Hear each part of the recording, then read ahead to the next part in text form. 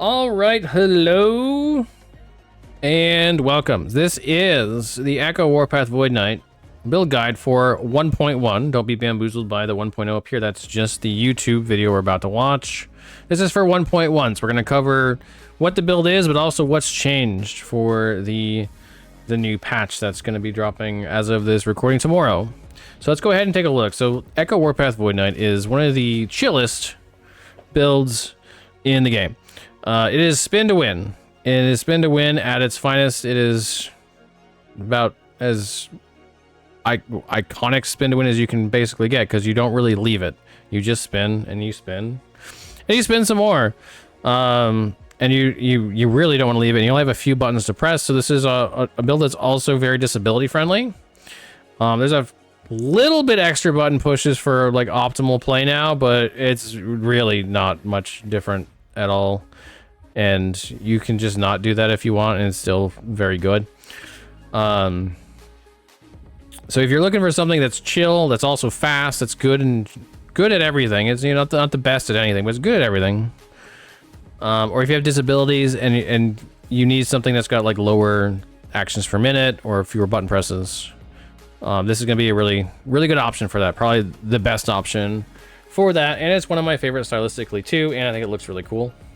So this is pretty much the entire setup. Like you just do this. You just hold down your spin and you rotate around big enemies. So you do echoes against them, so that you're doing additional damage, and you watch them die. As your damage builds up, the longer you hit them, and the more stacks of time right you put on them. All right, so let's talk about the pros and cons, and then we're gonna get into all the other stuff, including the changes with it. So the probably biggest pro, in my opinion, is it's immune to stuns. As a melee build, stuns are the thing I dislike the most in this game. They tried to make them better in 1.0. I don't think they succeeded. This build doesn't care, because it is actually immune to stuns as long as you are spinning. So, can't get stunned, sweet. It's got high move speed, especially late game, you get over 100% move speed. It's got great AoE and solid single target damage. Not the best single target, but quite good and better now. It actually got a bug fix that gave it quite a bit more damage than it was getting before. And as mentioned, it's new player disability and solo self-found friendly, because it doesn't require a lot of gear. And yeah, it likes gear, like everything, but doesn't need it.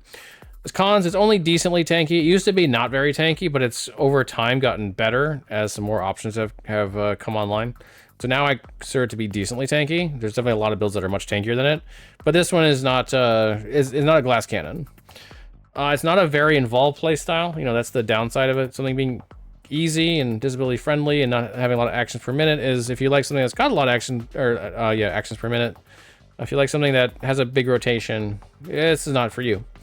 Unlocking crit requires a legendary, which can be a bit of a bottleneck for some players as their damage does not scale. We do have a fix for that, as there's an alternative way to build it until you get the legendary. But that is something to note as you are progressing with this build.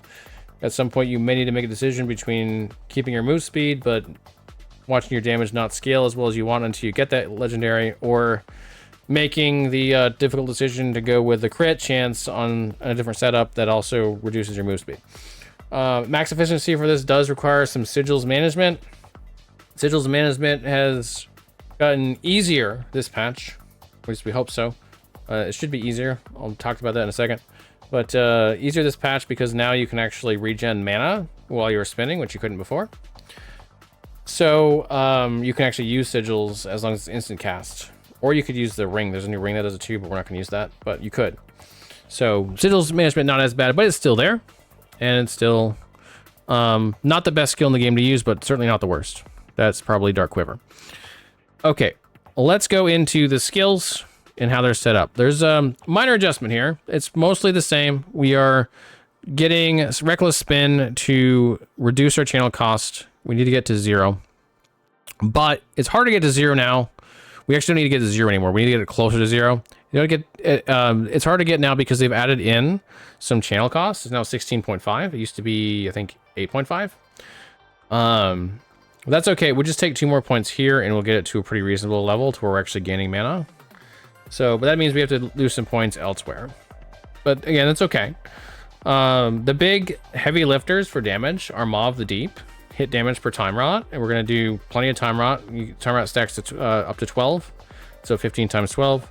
That's a lot of damage. That's what, 170, something like that. And also Whirling Steel, which gives you 40% damage, which is doubled with a two-handed weapon. The double with two-handed weapon was not working before. It was bugged. It is now working. So this is actually 80% damage when it was 40% damage before. So we now do more damage in this build than we did last patch, simply because they fixed this, which is nice. We like more damage. Sigils of Hope, we talked about this a little bit. The big change here from what we used to have, this is mostly an offensive buff for us in this setup. It's a bit of a defensive buff too, though. It gives us some endurance threshold, but it's mostly an offensive buff because it's damage, because it's added damage, because it's more added damage down here. The big thing is now we can use Exigency, which is an instant cast, which means we don't have to stop spinning to use it. By the way, there's a reason we don't stop spinning, which isn't just because it's easy and fun, but also because you get buffs while you're spinning that losing them is a tremendous downside. So we want to always spin, which means we need to use instant cast skills. Otherwise we get out of them. We take all those downsides all at once every time we do it. It takes us a while to ramp up some of those. So we try to avoid that whenever possible, which is pretty much all the time. And one way we can do that was with Exigency. If you play this build, please let me know if this is not instant casting for you on 1.1. It should be. It is meant to. That is its purpose. It has in the past. But please let me know if it's not, so that I can let EHG know and adjust the build accordingly. But it should be working. If it's not the end of the world for this build at all. It's fine because we didn't use it before. But please let me know if you find it's busted. Anomaly is just a really great offensive buff. I did consider going into Time Bubble as cast on you, which makes it just a little bit easier to use instead of casting on the target. I've never found it to be an issue to cast on the target. Some people prefer it that way. But with the additional mana cost and not being fully sure exactly where people are going to be with their mana regen at any given time, and how much they're going to need to use sigils, I decided for now at least to not go that route, and probably won't, but I will. I'm open to reconsidering that in the future. But for now, we're not going to go that way. The big thing we want here anyway is the 100% void damage taken to enemies that are hit by this. That's it's double damage effectively. So that's the majority of what this setup is doing. Volatile Reversal is not used nearly as much as it used to be. This is very tempting to take because it has a lot of really big buffs, but in doing so, you stop spinning, which turns off a number of buffs. It takes it a while to get those buffs back. And in doing so, you've lost the buffs for Volatile Reversal. So it almost basically a wash anyway. So we generally don't do it for that. What we usually do it for is just to regain our mana back when we cast Sigils of Hope at the beginning of an Echo. That's its primary function. And when we do that, we do get buffs for a few seconds when we start the Echo. But that's mostly what we're going to use it for. And Shield Rush is only really used to get out of telegraphed attacks when you are not fast enough to do so, which is usually early mid-game. So if your move speed is not high enough and it's a telegraphed attack, you can use Shield Rush and get out of it. Once you get high enough at move speed, you don't even want to use this anymore, generally. There's a couple of niche potential scenarios, but mostly you won't want to use it. And you'll know if you need to because you're not getting out of things. But as long as you're getting out of things, don't bother, because again, this takes you out of your channel of Warpath, which you don't want. So once you really get down to it, the vast majority of the setup is Warpath, Sigils, and Anomaly, and that's pretty much the whole build. These things are fringe use cases, or in this case, just at the beginning of an Echo. Okay, as far as passives, I don't really think anything changed in the passives. Oops, I'm pretty sure this is identical, or very close to identical. I think I made a minor adjustment here and did some time rot chance and time rot spread chance. Everything else I think is basically the same. All right. For those who haven't played it before, the two big things to point out are we really want the echo chance. So the echoes are the additional spins that you're seeing happen when you're spinning and then they're happening behind you. Those are really important for your damage. So we prioritize getting to these quickly, which does mean that it takes us a little bit longer to get to Sigils of Hope, because Sigils of Hope happens here. This is where we unlock sigils. So you won't have sigils early game, and you won't even have it until like late mid game. That's okay. It's not that important. This is more important, so that's why that happens. Okay, skill rotation. We talked about this. It's very simple. It's slightly less simple. They're gonna need to fix this. It's slightly less simple now than it was. I need to fix that too. What happened there? It's slightly less simple than it was in just so far as if you lose a sigil stack now when you're spinning and you have mana, you can press sigils and get it back. That's pretty much it. Outside of that, just keep spinning and use. Oh, I need to take up Wings of Archers too. Look at all these things I didn't do. Wow, I'm so lazy. Use Anomaly on single targets. It's gonna really buff the damage like crazy good. So use that. Use sigils if you've got the mana. If you lose a stack, you're gonna gain stacks on kill. So if you're like mapping, you mostly have them up anyway. On single target, you'll definitely need to keep them up. But outside of that, the only thing to know is like if you want to be super efficient when you start a map, use your sigils of hope until you get all 4 stacks, and then volatile reversal to get your mana back, and then just go. And that's it. It's pretty much the entire setup. As far as gear goes, there are some changes for 1.0.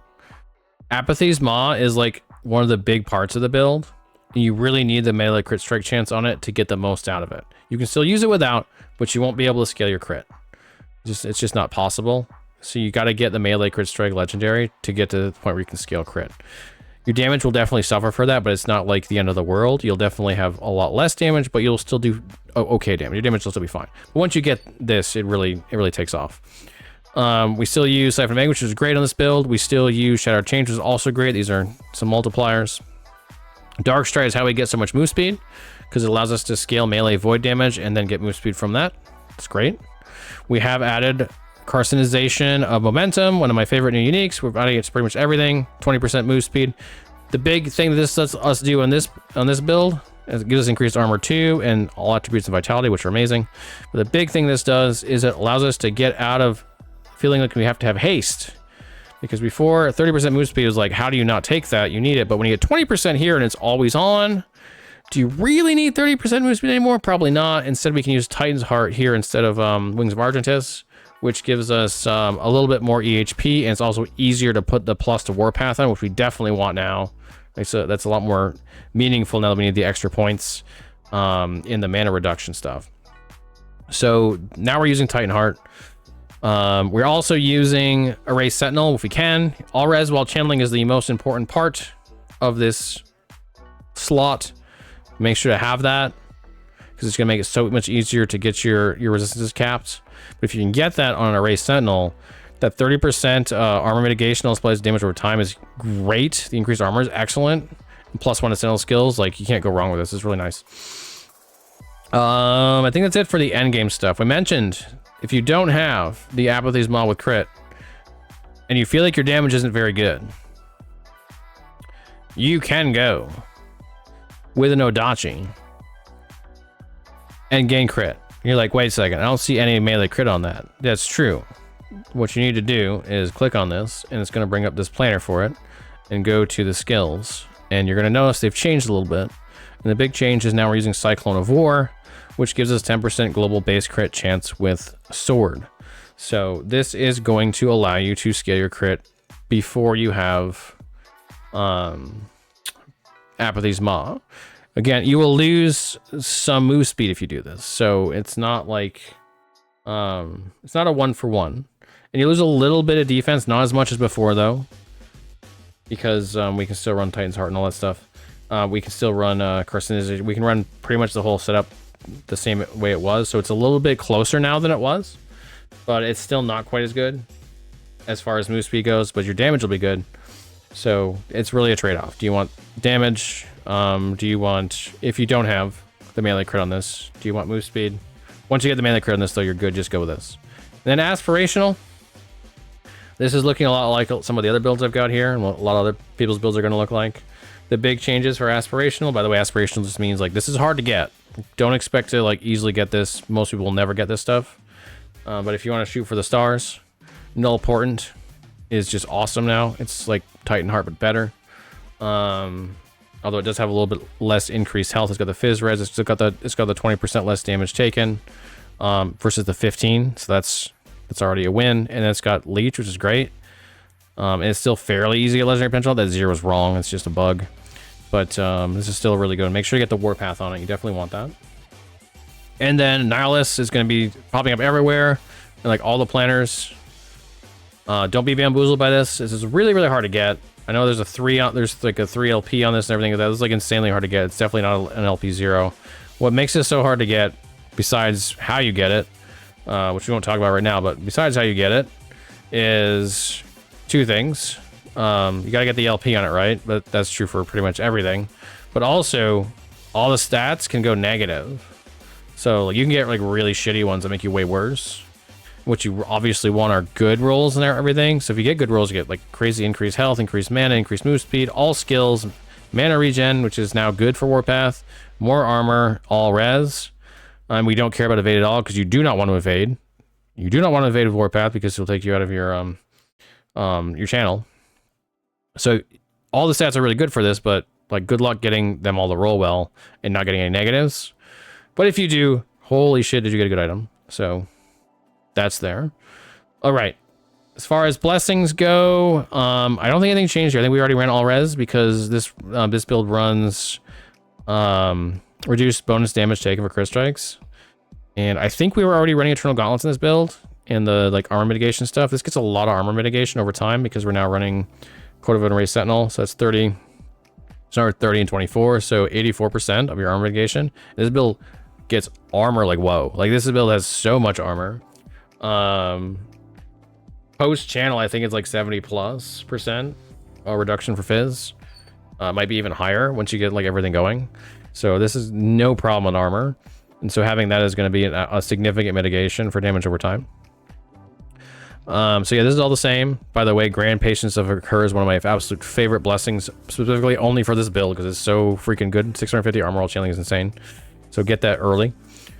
Idols have not really changed either. We're looking for Warpath area, shred armor, increased melee void damage. Any combination of those are great, and then fill in the rest with whatever health and resistances you need, and you're golden. You're good to go. A lot of flexibility in your idols.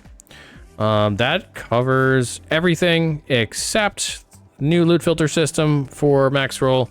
We now generate our loot filters off of our planners, which is good for you because that means if I update my planners, that button will also generate based upon the updates. And so if you find out there's an update to the build, go in and click on that button and it should generate you a new loot filter based upon the new planner. And so you don't have to like screw with it or anything.